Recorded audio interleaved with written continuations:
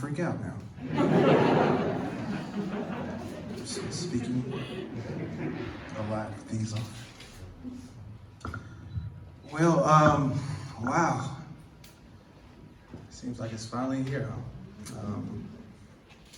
Man, this road's been long. It's been very long. And I had a sheet, wrote some stuff down, but a pen to pad does this no justice. It really doesn't. So I'm just speak from my heart. I'm speak from what the experiences that we have been through to this point. Let's say some odd 10 years or so ago. Here in Greenwood, South Carolina, we grew up here all our life. All you guys know me, even Leslie. We went to school together. She's here, and her mom. Everybody here I see, family, friends. Friends become family. And it's just like we all in this neighborhood together. And we grew up through so much, but we never grew up through the violence that have been occurring here. Some 2010 to 2012, early in that part. And I was fortunate enough to be able to go to a rec center, R.L. Stein Stevens Center, that was around the road. My mom, Dad, they took me there, and where we just really grew up and flourished with the rest of my four brothers. We just had a great time, it really was. And from that, we went over to the YMCA. And from the YMCA, we ran games and we had a good time. So I'm saying that to say we didn't have time to be into trouble. We didn't have time to get into the game-related activities that truly plagued this place. We didn't have time for that. And that was a testament to the community because they grew me up and for me to get a fighting chance to get out of where I'm at. And today, I can stand here and talk to you from speaking from life experiences. So when the R.L. Stevens Center closed down on this side of the town, there was literally nowhere else for these kids to go, or nothing else that they can do. So what else happens? That don't take a rocket science to figure that one out. They're gonna find stuff to get into. And the thing's not gonna be the things that we all think is great things that makes us shine and grow and get up in the morning. But hey, guess what? For them, it do. Because they have somebody who actually care and love on them, which they think is love, which they think is care, but it's not. It's the reverse psychology of that. Their endorphins are totally different than what ours are. So what they think is good, we know it's not. But they feeling that love. They feeling like they're a part of a family. And that is what these centers bring. And so when that removed, there was no reason why that rose to be what the murder rate was in this state. There's no reason why that wasn't. And so when that happened, I can understand the kids and teens that's in this area because to go up to the YMCA, that's a trek. And then they'll have to spend to go and get into the building. That's an issue for them. And I understand that. And so when I went to Carolina and I got drafted by the Panthers, that was a blessing in itself. I really didn't want to start something. And something turned into what is now today, the Starz24. And I really didn't want to do it in 2012 or 13. But something, when you go down and sleep at night, and those dreams hit, and somebody keeps telling you something in those dreams, because we all have them. Amen. It may not be what we want it to be, but some do. But we all have them. And so you can relate when I say that there's a sense of urgency when you get pressed into doing something. And so I had enough of the pressing and all the talking about what's going on. I'm more of an action guy, if you haven't noticed. I like to get down to it. And so Father spoke it to me in my ears and let's move. And that's what we did, we moved. We didn't know how we was going to do it, what we was going to do. We moved. And so we just started putting on events for the community. Testament to this. We started putting on these events, raising one after another, after another, after another. And for too long, like, the events became so popular that people tried to break down high school just to get in. And that's when it was like, okay, we need something. We need to do something for this neighborhood. We need something for this team. So, like, something has to come. We had no brick and mortar. We had no grounds. Okay. 10-year, what's the plan? Because we got the name, we got the 501c3, we got all of this. Like, the kids are the stars backed by us. So how do we get this going? And this is 100% funded by myself. Like, nobody else involved in that. And guess what? It wasn't from me. It was from him that was able to give that. So when that went out, it was just like, okay, so how do we get partnerships to come along and help with this endeavor? Because it needs to go up. And so I went to the student center to see if it was available.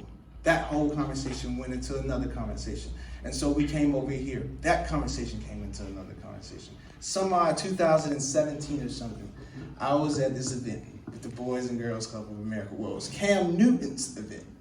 And the Boys and Girls Club board of directors, some of those guys was there. We auctioned off, went back and forth over it. Soon enough, I know, ended up winning an auction. Coming around the corner, this lady got it. She came and spoke to me, and I was like, what's going on? I just beat you. I understand.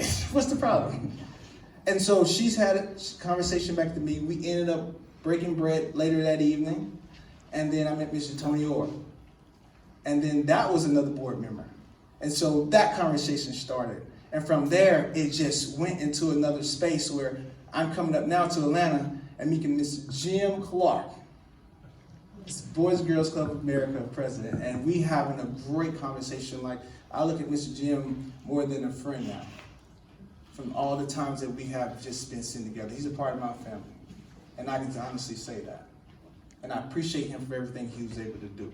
And from that relationship, developed into something much more. And so when we went down and we had that conversation and in training camp, because I'm with the Redskins now, what do we want to do for this neighborhood? How is that looking like? Because you just became mayor, and then it was just like, okay, so what's the move? All right, so this is what we're going to do. And I didn't want this to be about me. This is never about me. This is about the community. So how do we get people involved? How do we do that? We build a great relationship with the Boys and Girls Club of America. Like, a great relationship with the Boys and Girls Club. And so, okay, how can we get the Boys and Girls Club to come out to Greenwood? Because there was not one. It was not one. And so, how can we do that? How can we get everybody involved? Everybody on this list of names, I can name everybody. How can we get the community involved? And so therefore, we come to a conclusion. Everybody came together. BGCA came in. We had a great conversation. We got down to it. And you guys from the chamber made it happen. And when we started to break ground here in 19, this was something we was giving back to the community. The community, it's people. Not anyone else, not anybody named us on it, the community. It started. And this is what the community needs. The teens need. No one else. And so when we did that, we went through the whole thing. Mr. Chris and his men did a fantastic job with this place. If you go through it, you're going to see it today. They did a phenomenal job. And I thank you, brother, for that. Because without you guys and your support and help, man, we wouldn't have been able to get this off the ground. So give y'all a round of applause.